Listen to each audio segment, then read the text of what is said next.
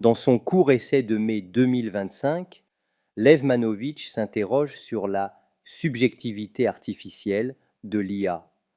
Comme je l'explique depuis quelques années, celle-ci n'est pas à penser comme une réalité unique, mais doit être interrogée dans sa constitution selon une variété d'espèces que l'on doit pouvoir réfléchir, notamment au niveau de son organisme et de ses organes, de ses parties constitutives. Je vais présenter plus profondément les possibilités d'analyse ouvertes par mon logiciel. Cela permettra de saisir comment se construit la perception d'une IA face à un champ d'œuvre d'art, comment se constitue son espace latent et ce qu'elle est capable d'auto-analyser quant à sa propre logique. Car il est évident que l'agent humain ne peut que comprendre superficiellement ce qui se joue dans un espace latent, qui pour nous est réduit à 2 dimensions, alors qu'il est à 512 dimensions, chaque dimension étant un axe de tension constitué d'un poids, d'une valeur établie dans un écart sémantique. Cette capacité à s'auto-analyser ici est importante car notre accès à ce qui a lieu dans la boîte noire ne peut apparaître qu'à travers ces traces, ces signes que nous indique l'agent artificiel par rapport à lui-même. Dans la première vidéo, j'ai montré rapidement l'interface générale. Maintenant, entrons dans le détail.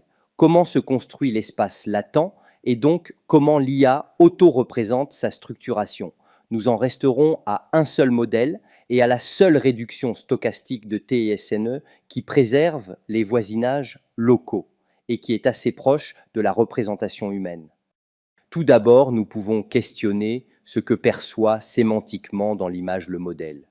Prenons un exemple. Ceci nous permettra de saisir en un certain sens ce qu'a développé lors du colloque de Venise sur les IA Antonio Somani à partir de la question de la politique des espaces latents. En effet, il a interrogé à partir du travail interne de structuration de l'espace latent, de quelle manière il y aurait des structurations politiques de ces espaces. Nous allons créer une nouvelle catégorie, politique, avec 2 extrêmes, démocratique et de l'autre totalitarisme. Puis une autre liberté, avec, comme extrême, freedom et slave. Nous percevons qu'il y a une forme de paradoxalité entre les répartitions, voire des oppositions. D'autre part, il faudrait se questionner sur ce que signifient dans l'analyse de l'art et de chants d'œuvre ces concepts, alors que pour l'agent humain se posent des questions de cohérence et de sens d'utilisation d'axes de représentation. Nous percevons que le modèle IA va, pour sa part, essayer de faire correspondre le plus possible le champ des images aux concepts qui lui ont été proposés. Mais si nous revenons à l'axe politique que nous avons créé, qu'est-ce qui fait que la création d'Adam par Michel-Ange soit posée comme totalitaire et donc sémantiquement reliée aux peintures de Russolo, de Bacon, de Oda Jaune?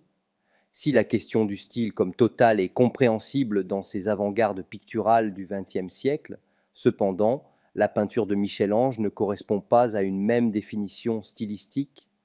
De plus, si on réfléchit aux associations politiques, n'est-il pas évident que Russolo, s'il peut être lié au fascisme italien, cependant Bacon et Oda le Jaune, n'ont-ils pas critiqué à leur manière ces régimes? Nous faisons face ici, précisément, à un biais de liaison caché dans le clip, bien moins évident que l'ethnicisation des modèles ou la question du genre, qui est immédiatement visible. La forme de corrélation politique au niveau sémantique demande à être questionnée, car elle structure bien évidemment les bases de la construction du réel de notre culture par la subjectivité de l'IA, confère Lev Manovitch. Tels que le disent dans leur article Does Clip perceive art the same way we do? Andrea Asperti, Leonardo Desi, Nico Wu et Maria Chiara Tonetti, je cite, pourtant, malgré son omniprésence, la nature et les limites de l'alignement perceptuel de Clip restent sous-explorées. Bien que Clip soit optimisé pour faire correspondre les images à des légendes descriptives, il est moins clair si cet alignement reflète véritablement la perception humaine, en particulier dans des domaines complexes, subjectifs ou culturellement intégrés comme l'art. Ici, ce qu'il faut souligner, ce n'est pas tant en termes d'erreur que la forme relative de la constitution de perception qui se dégage des agencements vectoriels du clip. Les biais sont le résultat des logiques internes de réduction de champs à partir de données.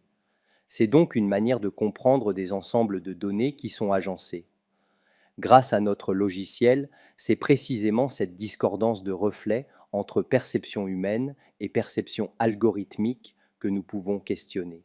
Si pour une part, il y a des biais de représentation systémique dans la constitution des datasets, sous-représentation des cultures non occidentales, sur-représentation des périodes contemporaines, récursivité de schémas sémantiques, filtrage récursif, où les biais initiaux sont renforcés par les cycles de filtrage successifs utilisant les propres scores de clips, reste que c'est dans la logique de structuration qu'il faut réfléchir les plis, les regroupements sémantiques, l'espace d'embedding de clips organise les concepts politiques et artistiques dans des régions qui se chevauchent, générant des associations non intuitivement évidentes pour la conscience humaine entre choix esthétiques et orientation politique.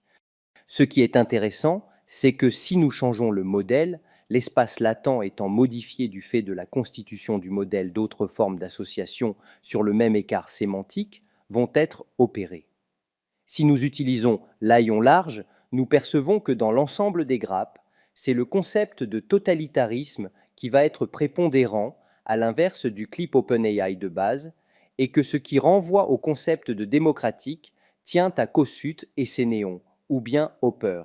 Il y a une forme d'écart de sensibilité algorithmique dans les couches dimensionnelles de l'espace latent entre les deux modèles, ce qui implique alors du point de vue de la représentation du monde un écart significatif de sens que l'on peut par induction comprendre par les écarts sémantiques qu'opèrent les modèles lors de leur perception de champs d'œuvres d'art, par exemple.